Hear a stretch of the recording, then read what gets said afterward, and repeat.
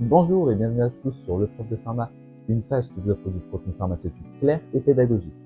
Alors aujourd'hui, on va parler des insulines, donc dans la prise en charge du diabète de type 1. Donc les insulines, c'est une classe de médicaments qui s'apparente à l'insuline endogène qui est synthétisée par l'organisme. L'insuline, il possède plusieurs effets. D'abord, il va inhiber la glycogénolyse et la néoglucogénèse au niveau hépatique, c'est-à-dire qu'en gros, ça va diminuer la production de sucre dans le foie. Et en plus, ça va aider à la captation du glucose au niveau du tissu adipeux, donc des graisses, et des muscles.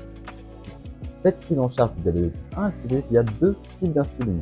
Les insulines dites lentes, c'est-à-dire qu'ils vont mimer la sécrétion basale quotidienne d'insuline. Donc celle-ci, elle sera injectée une fois par jour. Et donc ça va être notamment la Lantus, ça va être la Toujeo, ça va être la Levemir. Face à cette insuline dite lente, on va avoir l'insuline dite rapide, qui va mimer le pic d'insuline qui surgit après un repas.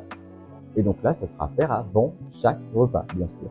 Et donc on parle de la Novorapide, de l'Humalog ou encore de la Fiasp. Les insulines se présentent sous forme de stylo que le patient va venir s'injecter en subcutané. Donc il va être primordial de changer l'endroit de l'injection. Ça peut être au niveau de l'abdomen, ça peut être au niveau des cuisses, ça peut être au niveau du deltoïde aussi éventuellement. Et cela pour éviter les lipodystrophies, c'est-à-dire des amas de graisse qui vont se faire un peu de façon chaotique.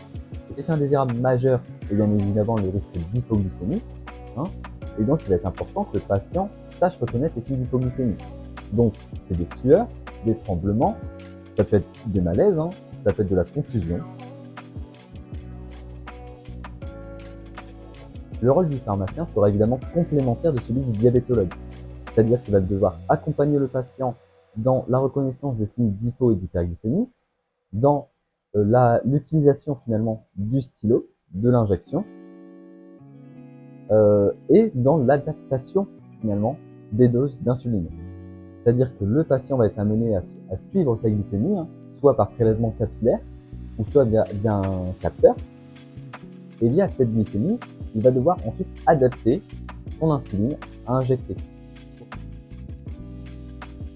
Et voilà, c'est la fin de cette vidéo sur les insulines. Je vous laisse liker ou laisser un commentaire. N'hésitez pas à partager. Et puis si vous avez la moindre question, je suis toujours disponible par message. Bye bye!